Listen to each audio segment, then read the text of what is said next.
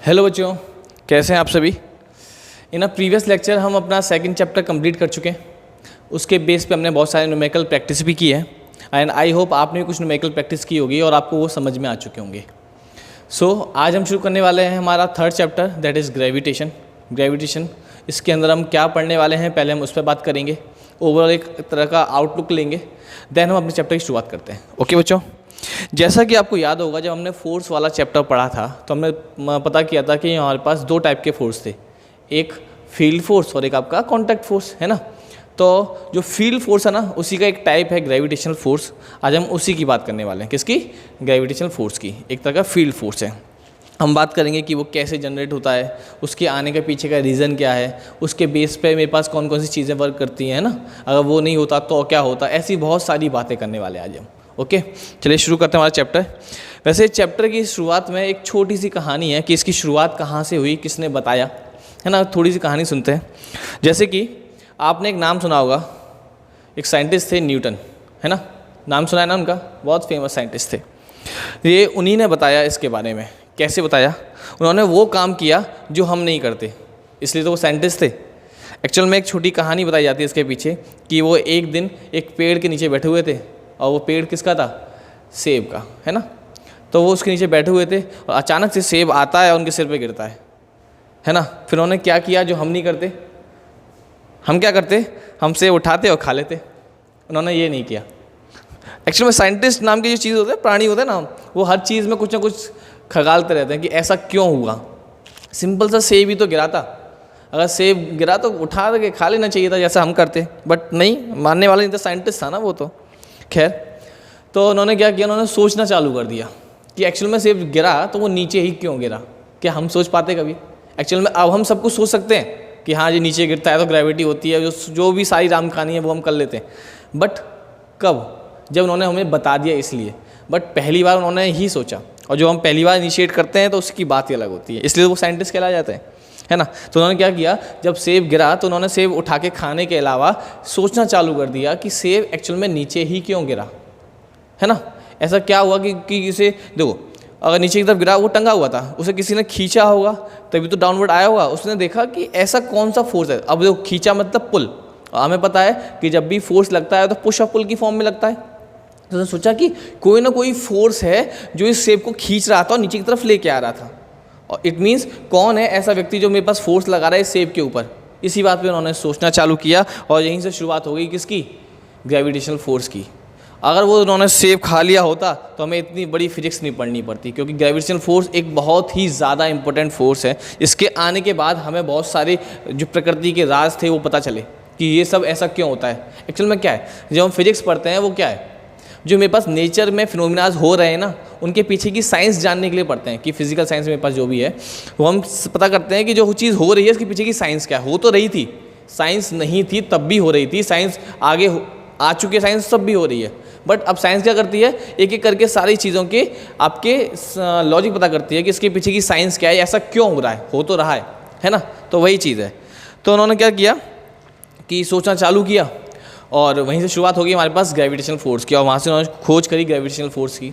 और एक बहुत ही फोर्स ही मुझे समझो, वहीं से हमारे पास फोर्स आना चालू हो गया। और बहुत ही इंपॉर्टेंट टॉपिक है ये फोर्स, इसलिए इनकी जो यूनिट होती है फोर्स की यूनिट उन्हीं के नाम पर दी गई है, दैट इज़ अ न्यूटन, है ना। तो वही है, मेरे पास साइंटिस्ट थे और वहीं से शुरुआत किसकी हुई? ग्रेविटेशनल फोर्स की। डन। अब हम बात करते हैं आगे। एक्चुअल में ऐसा उन्होंने बताया कि अगर कोई पार्टिकल है, यूनिवर्स में एग्जिस्ट करता है, तो उसमें एक प्रॉपर्टी होती है जिसे हम बोलते हैं मास। क्या बोलते हैं हम? मास। आपने सुना होगा MASS, मास। तो अगर कोई पार्टिकल है और यूनिवर्स में एग्जिस्ट कर रहा है तो उसके पास एक प्रॉपर्टी होती है, that is called mass. It means अगर कोई बॉडी है, उसके पास मास है, तो उसके अंदर टेंडेंसी आ जाती है किस चीज़ की? ग्रेविटेशनल फोर्स फील करने की। आई समझ में? इट मीन्स ग्रेविटेशनल जो फोर्स है वो एग्जर्ट क्यों हुआ? उस बॉडी के मास के कारण। अब मास नहीं होता तो ग्रेविटेशनल फोर्स नहीं होता। बट ऐसा पॉसिबल भी नहीं है। अगर कोई बॉडी यूनिवर्स में एग्जिस्ट करती है तो डेफिनेटली उसके पास मास होगा। बहुत ज़्यादा हल्की होगी तो बहुत कम मास होगा, लेकिन मास तो होगा ना। सेम वही चीज़ है। तो उन्होंने क्या किया, उन्होंने ये बताया कि मेरे पास अगर कोई भी मैसिव बॉडी मतलब जिसके पास मास होता है, जो कोई भी मैसिव बॉडी है तो वो एक फोर्स फील करती है, एक्सर्ट करती है और फील भी करती है, that is called a gravitational force. Okay बच्चों, तो मतलब क्या होगा, रीजन ऑफ ग्रेविटेशनल फोर्स क्या है, उसका मास, जितना ज़्यादा मास उतना ज़्यादा ग्रेविटेशनल फोर्स लगता है ना। फिर उन्होंने देखा क्योंकि हम अर्थ पे बैठे हैं हम सभी, और पेड़ भी क्या है, अर्थ के ऊपर ही है ना, तो अर्थ का मास तो बहुत ज़्यादा है, तो इन्होंने क्या बताया कि अर्थ का मास बहुत ज़्यादा है तो वो उस एप्पल पे ग्रेविटेशनल फोर्स लगा रही थी। और याद रखना बच्चों, ग्रेविटेशनल जो फोर्स है वो केवल एक ही नेचर का होता है, अट्रैक्टिव नेचर का। जैसे हमने कभी पहले पढ़ा हो अपनी जूनियर क्लासेस में कि अट्रैक्शन भी होता है, रिपल्शन भी होता है। जैसे इलेक्ट्रिक फोर्स होता है, चार्जेस के बीच में अट्रैक्शन रिपल्शन दोनों होता है, मैग्नेट्स के बीच में अट्रैक्शन रिपल्शन दोनों होता है, बट ग्रेविटेशनल फोर्स के साथ ऐसा नहीं है, वो केवल अट्रैक्शन करता है ना, अट्रैक्टिव नेचर का फोर्स होता है। तो उन्होंने क्या बताया कि उन्होंने देखा कि जो अर्थ है वो बहुत भारी है, इट मीन्स उसका मास बहुत ज़्यादा है, इसीलिए वो उस एप्पल पे ग्रेविटेशनल फोर्स लगा रही थी, जिस कारण वो एप्पल नीचे की तरफ आना चालू कर दिया। ग्रेविटेशनल मतलब क्या, अट्रैक्शन आ रहा है, दोनों चीज़ें एक दूसरे के पास आने वाली है मेरे पास, है ना।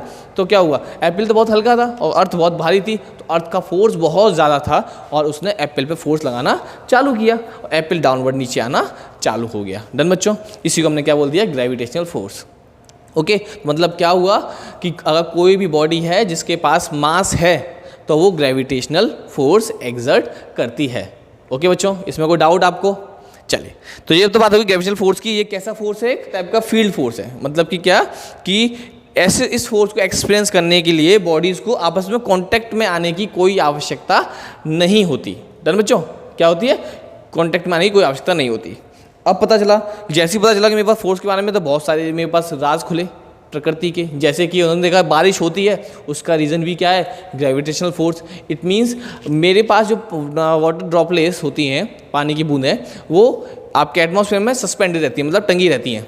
जैसे ही मेरे पास इकट्ठी होती है, थोड़ा मास बढ़ जाता है उन बूंदों का, जो वाटर ड्रॉपलेट्स हैं, तो क्या होता है, बारिश होगी। मतलब क्या, बूंदें पहले भी टंगी हुई थी, बट जैसे मेरे पास बूंद, जो मेरे पास ड्रॉपलेट्स है वो बड़ी होती जाती है मेरे पास, तो उनका मास बढ़ता जाता है। और जैसे मास बढ़ा तो क्या होगा, ग्रेविटेशनल फोर्स बढ़ेगा, और ग्रेविटेशनल फोर्स बढ़ेगा तब क्या होगा, अट्रैक्शन होगा। अट्रैक्शन कौन, अर्थ और वाटर ड्रॉपलेट्स के बीच में। डन। लेकिन अर्थ का ग्रेविटेशनल फोर्स तो बहुत ज़्यादा होगा क्योंकि अर्थ तो बहुत भारी है, तो क्या होता है, वो अर्थ है वो वाटर ड्रॉपलेट्स को डाउनवर्ड खींचना चालू कर देती हैं और बारिश होना चालू हो जाती है। इसी को हम क्या कहते हैं कि बारिश हो गई है। इट मीन्स अगर ग्रेविटेशनल फोर्स नहीं होता ना तो बारिश भी कभी नहीं होती। ओके, तो रेनफॉल का एग्जाम्पल क्या, वो क्या है पीछे का रीज़न, कि आपका बारिश होना। डन। ऐसे और भी है मेरे पास, और भी खुले राज, जैसे कि आपका स्नोफॉल होता है ना, मतलब कि किसी भी चीज़ का फॉल, मतलब क्या, ग्रेविटेशन, है ना, कोई फिजिकल चीज़ का। जैसे कि मेरा कोई भी ऑब्जेक्ट है, चौक मैंने छोड़ी, गिरी, किस लिए, ग्रेविटेशन फोर्स के कारण। ओके बच्चों, तो मतलब किसी भी चीज़, किसी भी ऑब्जेक्ट, फिजिकल ऑब्जेक्ट का फॉल होना, मतलब क्या है मेरे पास, ग्रेविटेशनल फोर्स। फिर आप बोलोगे सर आपने पहले मैंने क्या बोला था कि किसी भी चीज़ का फॉल, तो शायद आपके मन में विचार आता कि सर सेंसेक्स गिर रहा है, उसके पीछे भी ग्रेविटेशनल फोर्स है क्या? ऐसा कुछ नहीं है। तो मैंने बता दिया, किसी भी फिजिकल ऑब्जेक्ट का मेरे पास जो फॉल होता है, गिरना, इट मीन्स, और अर्थ की तरफ, तो क्या होगा मेरे पास, आपका ग्रेविटेशनल फोर्स है ना। चलिए, और भी चीज़ें पता चली, जैसे कि आपने देखा होगा अपना क्या, सोलर सिस्टम। तो सोलर सिस्टम अपने पूरे फिक्स पैटर्न पे काम कर रहा है लगातार, जैसे जो घूम रहा है कि सन के चारों तरफ हम घूम रहे हैं, हमारे चारों तरफ मून घूम रहा है, और ऐसे बहुत सारे प्लैनेट्स हैं जो एक दूसरे के चारों तरफ घूम रहे हैं ना, और हमारी गैलेक्सी बहुत बड़ी है, और भी स्टार्स एक दूसरे के अराउंड घूम रहे होंगे। तो इसके पीछे का भी रीज़न क्या पता चला, कि ग्रेविटेशनल फोर्स है।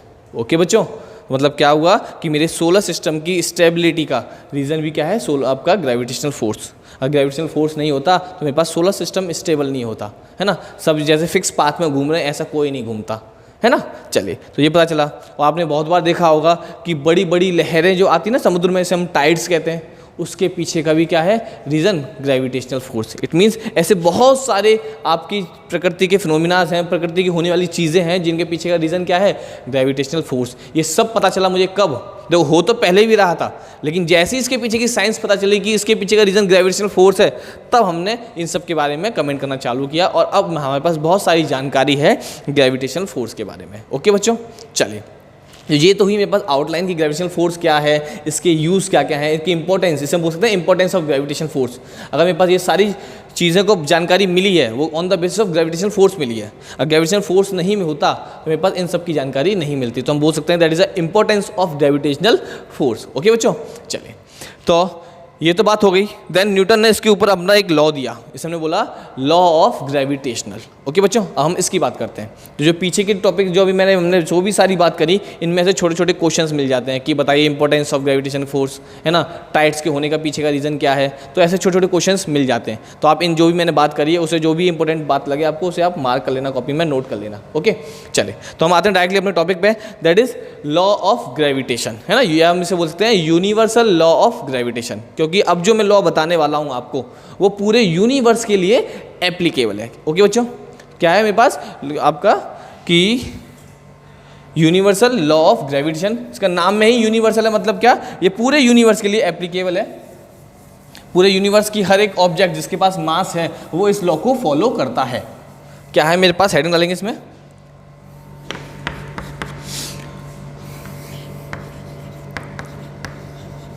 Universal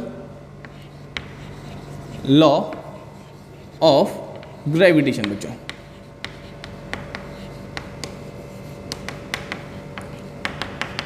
done.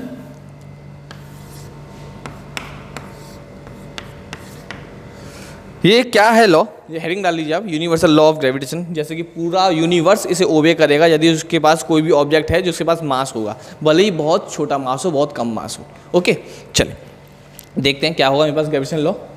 इसके अकॉर्डिंग बताया गया, न्यूटन ने बताया कि अगर मैं यूनिवर्स में कोई भी दो ऑब्जेक्ट्स मान लूँ, है ना, मैंने मान लिया कि पूरे यूनिवर्स में मेरे पास कोई भी दो ऑब्जेक्ट्स हैं, एक है m1, एक ऑब्जेक्ट ये है मेरे पास m1 और दूसरा ऑब्जेक्ट है मेरे पास आपका m2। मतलब कि कोई भी दो ऑब्जेक्ट हैं a b थे, इनका एक का मास m1 है, एक का मास m2 है।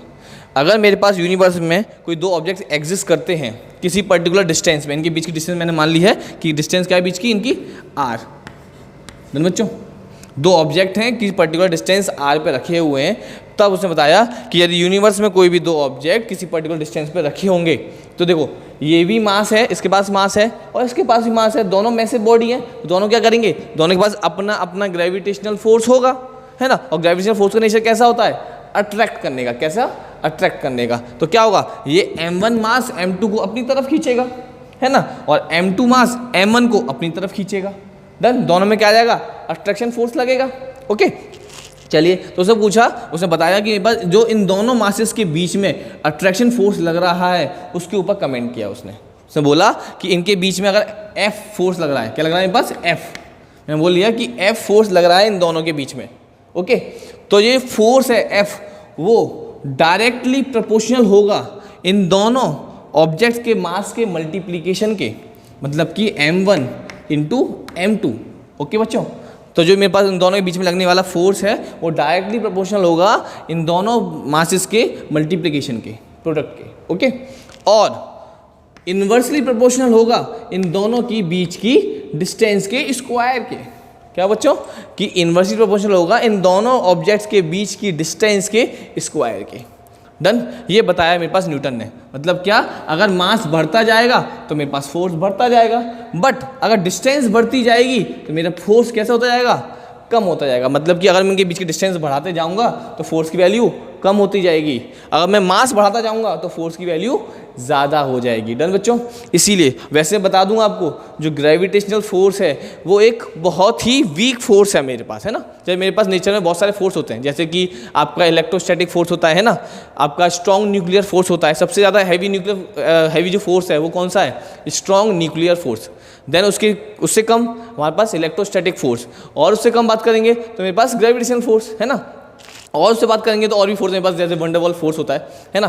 तो मेरे पास ग्रेविटेशनल फोर्स है वो एक बहुत ही लो मैग्नीट्यूड का, मतलब जिसका मैग्नीट्यूड बहुत ज़्यादा कम होता है ना। जैसे कि आप देखिए, जैसे कि मैं और ये बोर्ड दोनों ऑब्जेक्ट्स हैं, इसके पास भी मास है और मेरे पास भी मास है ना। तो मैं इस बोर्ड को खींच रहा हूँगा और बोर्ड मेरे को खींच रहा होगा, लेकिन हम दोनों तो एक दूसरे के पास नहीं आ रहे। या आपका एक लॉजिकल क्वेश्चन ये होना चाहिए, तो दोनों के पास मास है, दोनों एक दूसरे को खींच रहे हैं, तो क्या होना चाहिए, इन दोनों को पास आना चाहिए, है ना।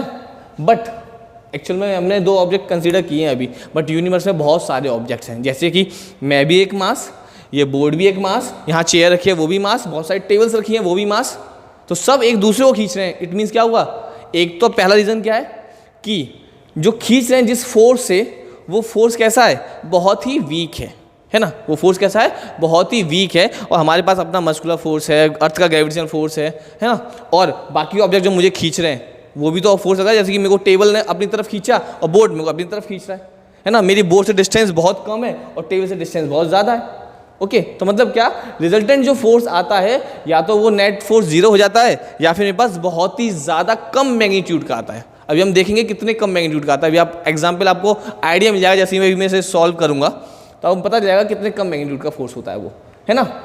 तो वही है, तो उन्होंने क्या पूछा कि दो ऑब्जेक्ट्स है, दोनों के पास मास था बट दोनों एक दूसरे की तरफ नहीं आ रहे हैं। इट मीन्स ये मास अगर ज़्यादा, बहुत ज़्यादा हैवी होता, बहुत हैवी होता, तब अट्रैक्शन हो सकता था। जैसे कि अर्थ चौक को खींचेगी अपनी तरफ, है ना, क्योंकि अर्थ का मास बहुत ज़्यादा है तो उसका मैग्नीट्यूड जो उसका फोर्स है बहुत ज़्यादा हो जाएगा क्योंकि मास ज़्यादा है। और चौक और अर्थ के बीच में डिस्टेंस कितनी है, बहुत कम है। डन। तो वही चीज़ होगा कि मास ज़्यादा नहीं था तो फोर्स का मैग्नीट्यूड बहुत कम आया, इसलिए अट्रैक्शन का नेट जो फोर्स था वो मेरे ये समझिए ना के बराबर आया, मतलब कि 0 मान सकते हैं हम, है ना। तो वही चीज़ हुआ, तो वही चीज़ हुई मेरे पास कि जो उसने बताया कि जो मासेस है इन दोनों के मल्टीप्लिकेशन के डायरेक्टली प्रोपोर्शनल होने वाला है मेरे पास ग्रेविटेशनल फोर्स, और इनकी बीच की डिस्टेंस के स्क्वायर के इन्वर्सली प्रोपोर्शनल होने वाला है मेरे पास फोर्स। ओके, तो उसने बोल दिया इक्वेशन फर्स्ट और इक्वेशन सेकेंड। ओके, चलिए ये आपको दिखाई तो दे ही रहा होगा ना। चलो, तो क्या होगा मेरे पास, अब इन्होंने इन दोनों को कर दिया कंबाइन कर दिया, तो क्या है मेरे पास, F is directly proportional to m1 into m2 upon r square. Then बच्चों इक्वेशन फर्स्ट और इक्वेशन सेकेंड दोनों को कंबाइन कर दिया तो मेरे को क्या मिल गया, F is directly proportional to m1 into m2 upon r square. Done बच्चों, और हमें पता है जब भी हम प्रोपोर्शनलिटी सिंबल हटाते हैं तो क्या लगाते हैं, एक कांस्टेंट। वो कांस्टेंट क्या होगा यहाँ पे, या देखते हैं, जब भी मैं सिंबल हटाऊंगा तो मेरे पास एक कांस्टेंट आ गया और मेरे पास नया फॉर्मूला मिल गया मुझे, दैट इज क्या है, F is equal to capital G, इसे हम बोलते हैं ग्रेविटेशनल, यूनिवर्सल ग्रेविटेशनल कांस्टेंट। क्या बोलते हैं इसे हम, यूनिवर्सल ग्रेविटेशनल कांस्टेंट। ओके, तो F जो मैंने सिंबल हटाया और एक प्रोपोर्शनलिटी कांस्टेंट लगाया that is G, m1 m2 upon r square. Done बच्चों, तो ये बनकर क्या है मेरे पास आपका फॉर्मूला किसका, ग्रेविटेशनल फोर्स का। अगर मुझे ग्रेविटेशनल फोर्स पता करना है तो मुझे जो मासेस है मेरे पास उन दोनों मासेस का पता होना चाहिए, उनके बीच की डिस्टेंस का पता होना चाहिए, और इसकी वैल्यू जो है मेरे पास कैपिटल G। अभी हम इस पर बहुत चर्चा करने वाले हैं कि what is the capital G, इसकी वैल्यू क्या होती है, इसकी यूनिट क्या होती है, सब कुछ बात करेंगे, है ना। तो G को हम क्या बोलते हैं, यूनिवर्सल ग्रेविटेशनल कांस्टेंट। ओके बच्चों, चलिए, तो ये आया मेरे पास आपका क्या, ग्रेविटेशनल फोर्स निकालने के लिए एक फॉर्मूला। ये बहुत ही इंपॉर्टेंट है, ये आपके स्कूल में भी आता है कि पूछते हैं कि write the universal gravitational law, तो आप क्या लिखोगे कि according to the universal gravitational law कि gravitational force is directly proportional to the product of their masses and inversely proportional to the square of distance between these masses. Okay बच्चों, इसलिए और इन दोनों को बस इसी को हम कहते हैं यूनिवर्सल ग्रेविटेशनल लॉ, और इसी को सॉल्व करने के बाद आपको ये लिखना पड़ेगा स्टेटमेंट कि F वो मैथमेटिकली शो कर दिया हमने इसे, फिर हमें ये लिखना पड़ेगा, देन दोनों कंबाइन कर देंगे इक्वेशन फर्स्ट इक्वेशन 2 को, तो मेरे को क्या मिल गया formula, F directly proportional to m1 m2 upon r square. और जैसे ही इस सिंबल को हटाएंगे तो एक कांस्टेंट लगाएंगे दैट इज G, और G को हम बोलते हैं यूनिवर्सल ग्रेविटेशनल कांस्टेंट। G का नाम क्या बच्चों, यहाँ पे यहाँ लिख देता हूँ मैं, G इज इक्वल्स टू आपका क्या है, universal gravitational constant, gravitational constant. Done. तो जी क्या मेरे पास, यूनिवर्सल ग्रेविटेशनल कांस्टेंट। ओके, आप इसे जब तक नोट कीजिए फिर हम आगे बढ़ते हैं ना।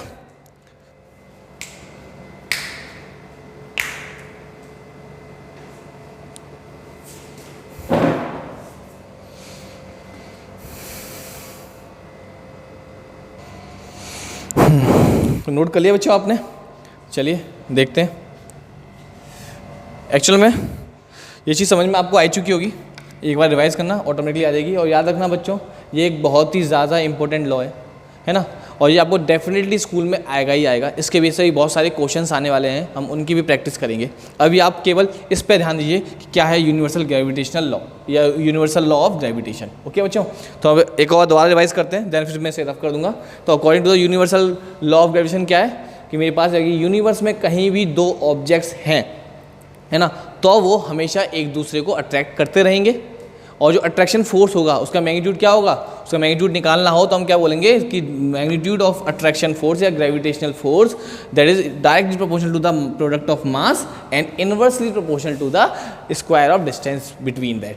ओके, और याद बता दूं आपको बच्चों, जब मेरे पास जो फोर्स है जो उसकी डिस्टेंस के स्क्वायर के इनवर्सली प्रोपोर्शनल है, इसी के बेस पे मैं इसे एक और नाम से बोल सकता हूँ, क्या कि जो मेरे पास जो आपका फोर्स है, ग्रेविटेशनल फोर्स है, वो आपका इनवर्स स्क्वायर लॉ को फॉलो करता है ना, या हम बोलते हैं इनवर्स स्क्वायर फोर्स है मेरे पास, इनवर्स स्क्वायर लॉ। मतलब कि जब भी मेरे पास फोर्स डिस्टेंस के स्क्वायर के इनवर्सली प्रोपोर्शनल होता है तो हम क्या बोलते हैं, that force is obeys the inverse square law. Okay, चलिए, तो हम इसे इनवर्स स्क्वायर लॉ के नाम से जानते हैं। या बोला कि या फिर आपसे एक क्वेश्चन पूछा सकता है एज आ आपका ट्रू फॉल्स मान लीजिए या फिर इन द ब्लैंक्स मान लीजिए कि gravitational force is obeys the inverse square law, true और फॉल्स, है ना। तो आपको क्या आंसर होना चाहिए, ट्रू, क्योंकि मेरे पास क्या है कि डिस्टेंस के स्क्वायर के इनवर्सली प्रोपोर्शनल है, मतलब कि वो इनवर्स स्क्वायर लॉ को फॉलो करता है। ओके बच्चों, चलिए, तो मैं इसे रफ कर रहा हूँ, देन और बात करते हैं इसके आगे। इसे छोड़ो, इससे करते हैं, थोड़ा अच्छा साफ हो जाएगा ना इससे।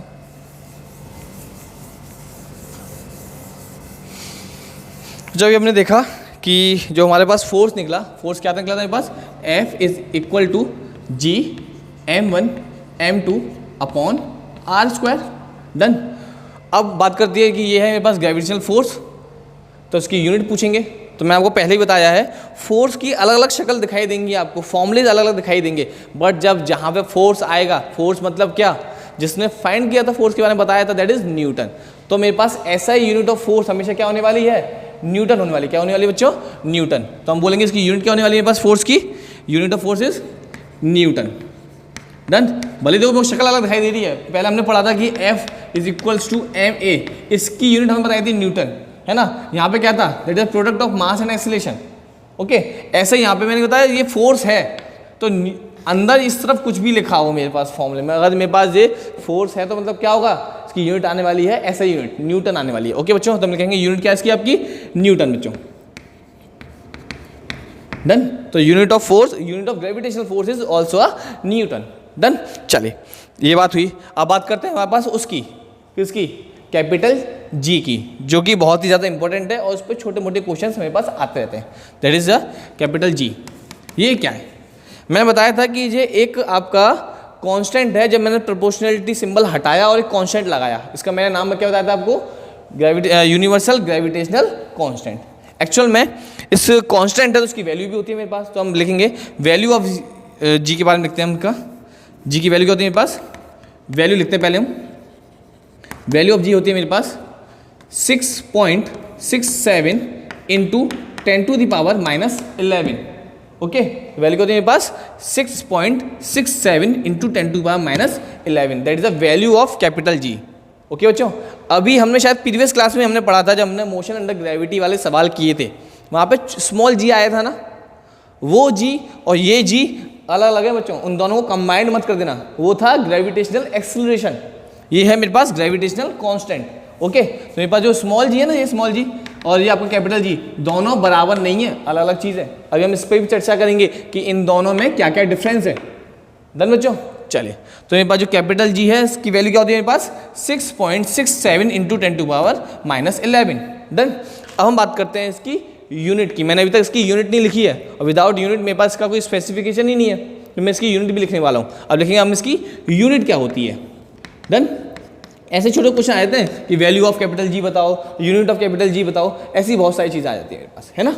चलिए, तो यूनिट क्या होगी मेरे पास, हमें पता है जब भी हम यूनिट फाइंड करते हैं तो हम क्या करते हैं कि अगर मुझे यूनिट फाइंड करनी है किसी भी क्वांटिटी की, तो जिस क्वांटिटी की मुझे यूनिट फाइंड करनी है उसे मैं इक्वल टू के एक तरफ लेके जाऊंगा और बाकी सारी क्वांटिटी आ जाएंगी इक्वल टू के दूसरी तरफ, डन।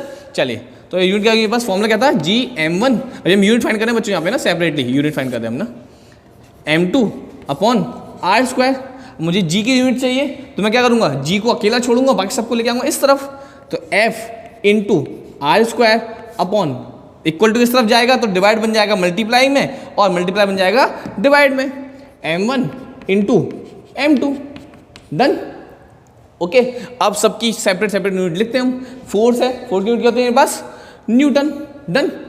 इंटू आर है डिस्टेंस, तो डिस्टेंस का स्क्वायर मतलब मीटर स्क्वायर। अभी हम सभी की ऐसे ही यूनिट लिख रहे हैं बच्चों, है ना, मीटर स्क्वायर अपॉन नीचे क्या है m1 m2। m1 m2 क्या है, that is a masses. Mass मतलब इसकी ऐसे यूनिट होती है मेरे पास kg, तो kg इंटू kg मतलब kg स्क्वायर। ओके बच्चों, तो kilogram square equal to g, और यही है मेरे पास unit of capital G। Okay बच्चों, तो यूनिट क्या है मेरे पास कैपिटल G की, that is newton into metre square पर किलोग्राम स्क्वायर। ओके बच्चों, ऐसे हम यूनिट फाइंड कर सकते हैं। इस पर क्वेश्चन आते हैं, शॉर्ट क्वेश्चन। तो क्या लिखेंगे, यूनिट क्या है मेरे पास की, न्यूटन इंटू मीटर स्क्वायर पर kilogram square. Done. Unit of capital G is a newton into metre square पर किलोग्राम स्क्वायर। तो ये है मेरे पास कैपिटल जी के बारे में बातें।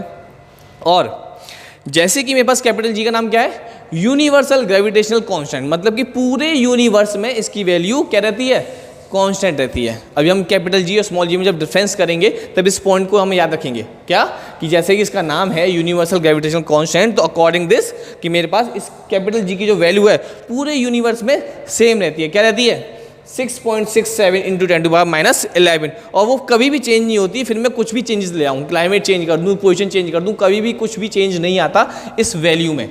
ओके, चलिए, तो ये बात होगी मेरे पास कैपिटल जी की। कैपिटल जी क्या है, that is a universal gravitational constant. Okay, अब इसकी वैल्यू लगाने, इसकी वैल्यू जो हमें मिल चुकी है 6.67 10⁻11, इससे आप अंदाज़ा लगा सकते हो कि मेरे पास जो लगने वाला ग्रेविटेशनल फोर्स होता है वो कितना कम होता है, कितना वीक होता है। क्यों, कैसे, जरा देखते हैं। ये आपने नोट कर लिया होगा, मैं रफ कर दे रहा हूँ, है ना, साइड से देखेंगे कितना वीक होता है मेरे पास फोर्स। जैसे कि मेरे पास जो फोर्स का फॉर्मूला था वो क्या था, F is equal to G m1 m2 upon आपका r स्क्वायर, है ना। मासेस और डिस्टेंस अभी मैं इन्हें नहीं रख रहा, अभी मैं केवल कैपिटल G की वैल्यू रख रहा हूँ, है ना। तो फोर्स बराबर क्या आएगा, 6.67 इंटू 10⁻11। मासेस आप कितने मानोगे, बहुत है ही, मान लो 10,000 किलो, 15,000 किलो, जो भी मान लो। बट इन मासेस में मल्टीप्लाई किसका हो रहा है, 10⁻11 का। 10⁻11 का आपको आइडिया पता है ना, मतलब क्या, जब पावर माइनस होती है मतलब क्या, इतनी पावर का डिवाइड होने वाला मेरे पास। ओके, इतनी पावर क्या होने वाला मेरे पास, डिवाइड। और ऐसे आपको पता, अंदाजा बता दूँ आपको, जब 70 होती तब क्या होता, करोड़, 1 करोड़, है ना। तो मतलब उसका डिवाइड होता, पर जहाँ तो 11 0 है, मतलब बहुत ज़्यादा नंबर है, बहुत ज़्यादा बड़े मैग्नीट्यूड से डिवाइड होने वाला है मेरे पास, है ना। मतलब क्या होगा, जो फोर्स है मेरे पास वो कैसा हो जाएगा, बहुत ही ज़्यादा कम हो जाएगा। इसलिए हम अंदाजा ला सकते हैं इसकी वैल्यू से, कैपिटल जी की वैल्यू से, कि मेरे पास जो ये आपका ग्रेविटेशनल फोर्स है उसका मैग्नीट्यूड कितना कम होने वाला है, क्योंकि यहाँ पे वैल्यू कितनी है, -11। डन।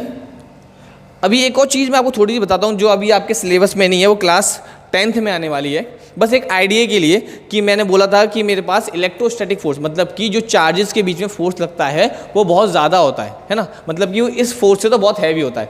एक अंदाज़ा लगाता हूँ, वहाँ पे भी ऐसा ही फॉर्मूला आता है, तो वो आपके सिलेबस में नहीं है, बस आइडिया के लिए कि दोनों को कंपेयर कर लेंगे हम कैसे कैसे, है ना।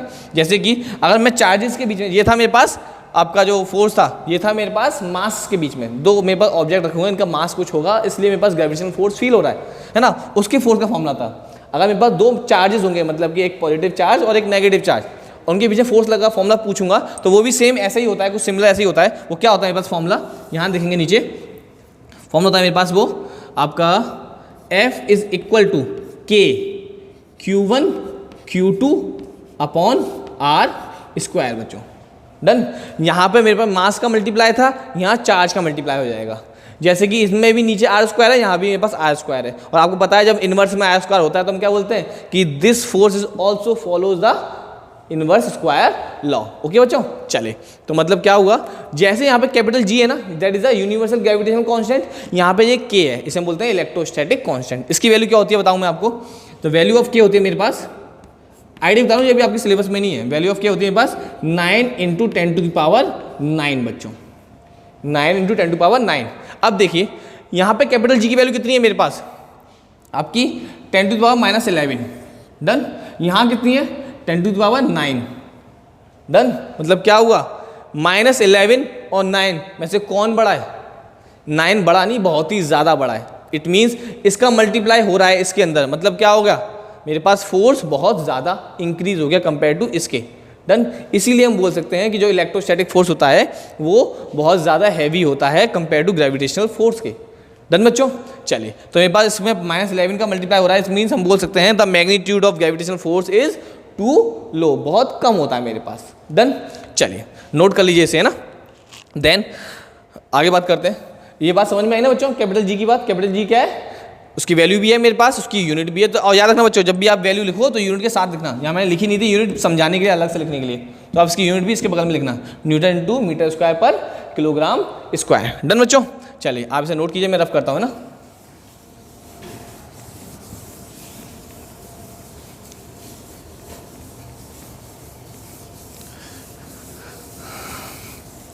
अब एक और बात करते हैं बच्चों, एक इंपॉर्टेंट बात जो आपको कभी भी नहीं भूलनी और बहुत इंपॉर्टेंट है, इस पर क्वेश्चन आता ही आता है मेरे पास। अभी हमने जो फोर्स का फॉर्मूला लिखा था, फॉर्मूला क्या था मेरे पास फोर्स का, जो अभी लिखा था हमने, that is F is equal to G m1 m2 upon r square, है ना बच्चों। ये था मेरे पास फोर्स का फॉर्मूला। अभी हमने बोला कि कोई ऑब्जेक्ट होंगे उनका मास m होगा। बता दूं मैं आपको बच्चों, जो मेरे पास ये फोर्स का फॉर्मूला लगाया है, जो मैं एप्लीकेबल करने वाला हूँ, यूज़ करने वाला हूँ, ये मेरे पास बॉडीज़ के लिए नहीं है। मेरे पास 2 मासेस बॉडी हैं, बॉडी के लिए नहीं है। एक्चुअल में ये फॉर्मूला मेरे पास है 2 पॉइंट मासेस के लिए। मतलब मैंने बोल दिया एक पॉइंट मास m1 यहाँ पर है और दूसरा पॉइंट मास मेरे पास m2 यहाँ पर है। It means that formula, gravitation law का मेरे पास जो फॉर्मूला है, that applicable on point masses. किसके लिए, पॉइंट मासेस के लिए। डन बच्चों। तो है तो पॉइंट मासेस के लिए, बट मैं बॉडीज़ के लिए यूज़ कर लेता हूँ। क्यों, क्योंकि अभी हम एक और टॉपिक पढ़ेंगे, आपका सेंटर ऑफ मास, इसी चैप्टर में पढ़ेंगे। और अभी थोड़ा सा आइडिया देता हूँ कि हम पूरी बॉडी में एक ऐसा पॉइंट होता है जहाँ हम पूरे मास को एक जगह कंसंट्रेटेड मान सकते हैं, जिसे हम बोलते हैं सेंटर ऑफ मास। डन। तो मेरे पास होल कोई बॉडी है, मैंने बोला कि मेरे पास आपकी ये एक बॉडी है ना, बॉडी तो है बहुत बड़ी, बट मेरे पास एक इसके बीच में सेंटर में कोई ऐसा पॉइंट होगा जहां मैं पूरे मास को कंसंट्रेटेड मान सकता हूं। ओके, तो वही है। तो मैं इस बॉडी को as a point mass consider कर लूं, तब मैं इस फॉर्मूले को यूज़ कर सकता हूं। और पॉइंट मास कैसे कंसीडर करता है बता दूं मैं आपको। देखिए, अब मेरे पास एक ऑब्जेक्ट है ना, मैंने बोला कि ये चौक है। ओके, चौक की लेंथ कुछ है, अभी आपको लेंथ दिखाई दे रही है, बट अगर आपके बीच की डिस्टेंस, चौक के बीच की डिस्टेंस बहुत ज़्यादा बड़ी हो जाए तो ये क्या दिखाई देगा आपको, एज अ पॉइंट। जैसे हम बात कर सकते हैं स्टार्स की, सन बहुत बड़ा होता है, स्टार्स जो होते हैं जो आपको टिम टिम टिम दिखाई देते हैं, वाइट वाइट कलर के ना, टिमटिमाते हुए एक लाइक का पॉइंट दिखाई देते हैं आसमान में, वो इतने बड़े होते हैं, सन से भी बहुत गुना बड़े होते हैं। सन होता है जो हमें दिखाई देता है नॉर्मली, उससे ही बहुत ज़्यादा बड़े होते हैं। बट प्रॉब्लम क्या होती है कि वो बहुत ज़्यादा दूर होते हैं हमसे, सन के कंपेरिजन में वो हमसे बहुत ज़्यादा दूर होते हैं, इसलिए उनका साइज़ मुझे एज अ पॉइंट दिखाई देता है। डन। तो हम बोल सकते हैं अगर मेरे पास कोई 2 ऑब्जेक्ट भी है, मैंने बोला कि एक m1 ऑब्जेक्ट है और एक m2 ऑब्जेक्ट है ना, इनका जो साइज़ है उसके कंपैरिजन में इनके बीच की जो डिस्टेंस है r, अगर वो बहुत ज़्यादा हो तब मैं इसे भी as a point mass consider कर सकता हूँ। ओके बच्चों, मतलब क्या हुआ, अब मेरी डिस्टेंस बहुत ही r मेरे पास बहुत ही ज़्यादा बड़ी है, इनके साइज़ के कंपैरिजन में जो मेरे पास मासेस है, तो हम क्या बोल सकते हैं कि मेरे पास जो m1 और m2 मास है इसे मैं कंसीडर कर लूँगा as a point mass. Okay बच्चों, तो यही है मेरे पास क्या कि और बॉडी थी उस पर मैं ये फॉर्मूला लगा सकता हूँ, बट एक पॉइंट साइज होना चाहिए, इसे मैं ऐसा कोई कंडीशन लग जाए कि मैं उसे as a point mass consider कर लूँ। ओके बच्चों, चलिए तो याद रखना कि जो मेरे पास ये फॉर्मूला है वो बॉडीज़ के लिए नहीं है, वो किसके लिए है, पॉइंट मासेस के लिए। बट पॉइंट मास, पूरी बॉडी को मैं पॉइंट मास कंसीडर कर दूं, ऐसी कोई कंडीशन मिल जाए तो अभी मैं इसे यूज़ कर सकता हूं। ओके बच्चों, चलिए तो एक बात याद रही क्या, that formula is applicable for a point masses. लिख लेना बच्चों इस चीज़ को, फॉर्मूला एप्लीकेबल किसके लिए, मेरे पास पॉइंट मास के लिए। ओके, और एक और बात देखते हैं, मास तो होगी, मास की बात तो हो गई, मेरे पास पॉइंट मासेस होने वाले हैं। बात करता हूँ इस डिस्टेंस की। डिस्टेंस क्या है, अगर मेरे पास कोई 2 ऑब्जेक्ट्स हैं मेरे पास, है ना, जैसे बोला कि एक ऑब्जेक्ट है ये और एक ऑब्जेक्ट है मेरे पास ये। डन। जो मेरे पास आर है ना, वो आर एक्चुअल में क्या है कि यहाँ से यहाँ तक की जो डिस्टेंस है वो आर नहीं है। डन बच्चों, इसके सरफेस से इसके सरफेस तक की जो डिस्टेंस है वो आर नहीं है। एक्चुअल आर क्या है? आर अगर कोई पॉइंट मास है तो कोई प्रॉब्लम नहीं है, तो जो आर दिया है वो दिया ही है। अगर पॉइंट मास नहीं है, कोई ऑब्जेक्ट है, कोई बॉडी है, तो याद रखना आर की डिस्टेंस हमेशा होती है इस बॉडी के सेंटर से इस बॉडी के सेंटर तक की। तो r is the distance of, अगर बॉडी है तो कोई, तो इस बॉडी के सेंटर से इस बॉडी के सेंटर तक की। डन। सरफेस से सरफेस तक की नहीं है। अक्सर अगर प्रॉब्लम आ जाती है, क्वेश्चन में दे दिया सरफेस से सरफेस तक की डिस्टेंस और जो बॉडीज है उनकी रेडियस अलग से दे दी है ना, बट हमें तो आर पता होता है कि डिस्टेंस दिए दो ऑब्जेक्ट के बीच में, हम डायरेक्टली पुट करते हैं वैल्यू और आंसर निकाल देते हैं, और पहला ऑप्शन होता है और वो गलत होता है। ऐसा नहीं होता है ना। तो हमेरे पास क्या है, ये चीज़ हमें क्लियर होनी चाहिए कि जो आर है वो सरफेस से सरफेस तक की डिस्टेंस नहीं है। अगर कोई बॉडी दी गई है तो वो इस बॉडी के पॉइंट सेंटर है, तो इस सेंटर से इस सेंटर तक की डिस्टेंस है। ओके बच्चों, ये कुछ बातें थी। ऐसी और भी बातें हैं ग्रेविटेशन फोर्स की, उस पर भी हम बात करेंगे। ग्रेविटेशन फोर्स के अलग अलग प्रॉपर्टीज़ है ना, उनके आपकी कुछ ऐसे इंपॉर्टेंट पॉइंट्स जिन पर क्वेश्चन बन सकते हैं, है ना। लेकिन वो सारी बात हम करेंगे अपने नेक्स्ट लेक्चर में। तो आज के लेक्चर हम यहीं पे फिनिश करते हैं, जहाँ हमने सीखा gravitation law, universal gravitation law, जो आपको रिवाइज करना है, याद करना है, और उसके सारी जो बारीकियाँ मैंने आपको थोड़ी बहुत बताई हैं, अभी और बारीकियों के बारे में बात करेंगे, है ना। तो वो सारा फॉलो करना है आपको, उसे लिख लिख के प्रैक्टिस करना। कैपिटल जी की जो वैल्यू थी, वैल्यू याद करनी है, उसकी यूनिट याद करनी है ना। और नेक्स्ट टाइम हम इस पे बेस पे कुछ न्यूमेरिकल्स भी करेंगे, जिससे और अच्छी तरीके से कॉन्सेप्ट आपका क्लियर हो पाए। डन। चलिए, तो आज हम फिनिश करते हैं अपने लेक्चर को। देन अगली बार हम क्या करेंगे, ये जो भी हमने पूरा पढ़ा है हमने, इसके ऊपर थोड़ा क्विक रिव्यू लेंगे और देन आपका इसके बेस पे न्यूमेरिकल्स करेंगे। ओके, चलिए बच्चों, आप नोट कर लीजिएगा ना।